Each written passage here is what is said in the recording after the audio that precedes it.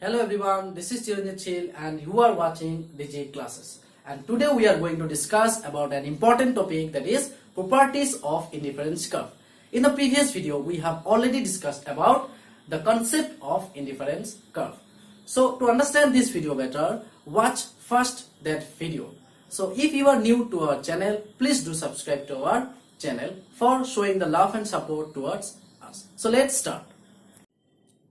So properties of indifference curve. So here is the first property. The first property states that an indifference curve is downward sloping from left to right.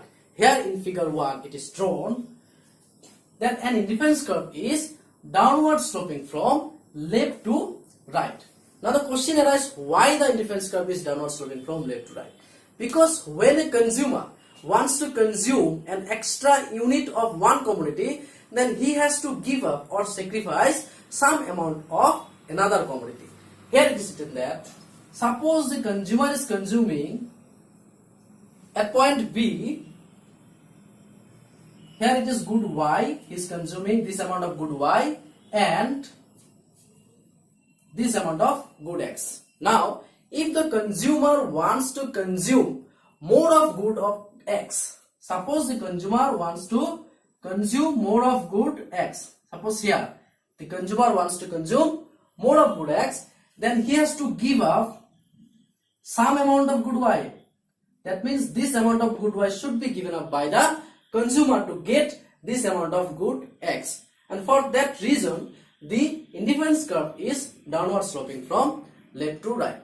But an indifference curve cannot be like this, that is vertical line shown in figure 2, the horizontal like in figure 3, and a upward sloping curve, because in those cases the properties that is downward sloping from left to right, it does not represent here. So an indifference curve is always downward sloping from left to right.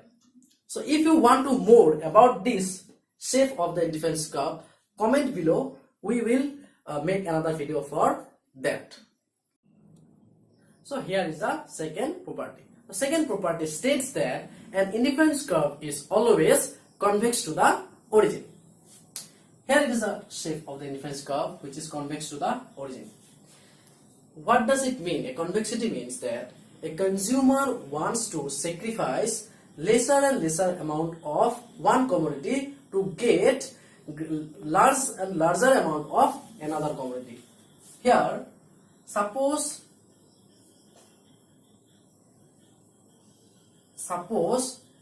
the consumer wants to move from the point A to point B, he is willing to sacrifice this amount of good Y to get this amount of good X.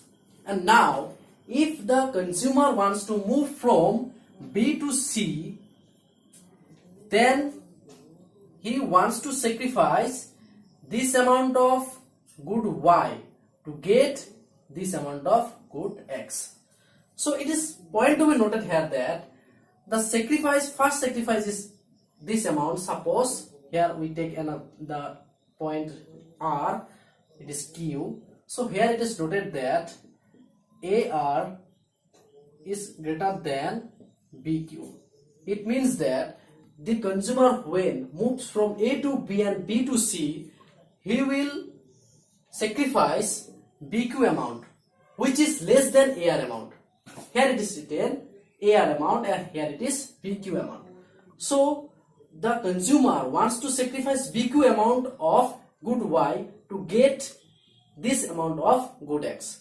So from this figure it is clear that the consumer wants to sacrifice lesser and lesser amount of good Y to get more and more amount of good X.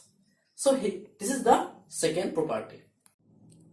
So here is the third property. The third property states that higher indifference curve shows higher level of satisfaction. So here is our indifference curve.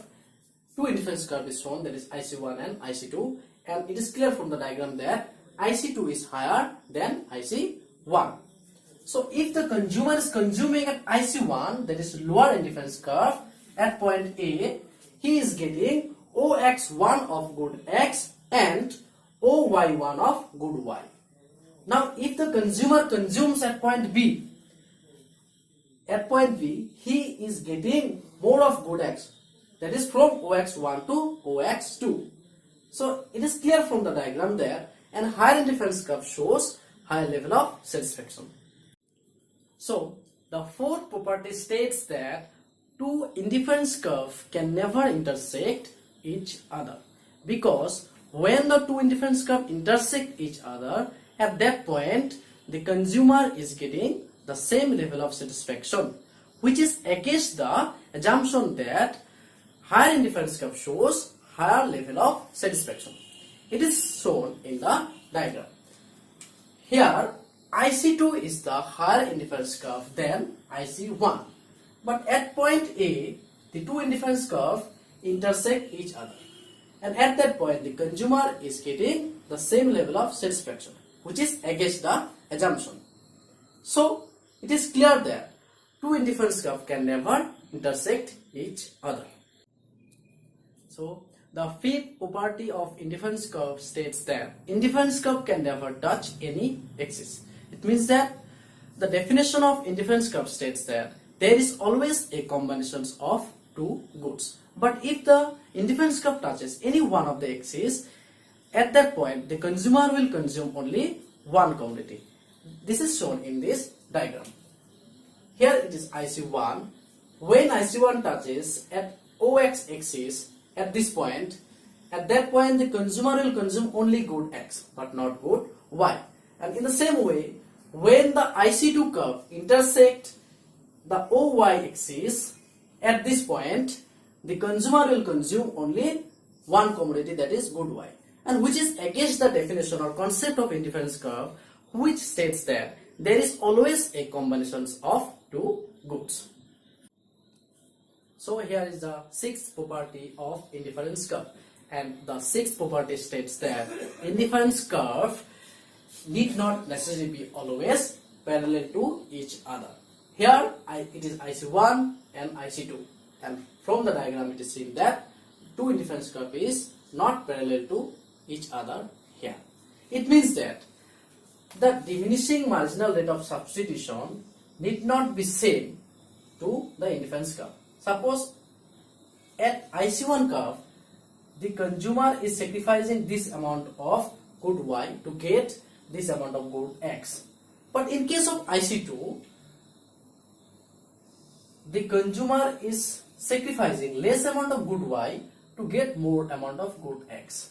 So from the diagram it is clear that the sacrifice of good Y in case of IC1 and IC2 it is different, and therefore it is not necessary to the consumer that the indifference curve should be parallel to each other.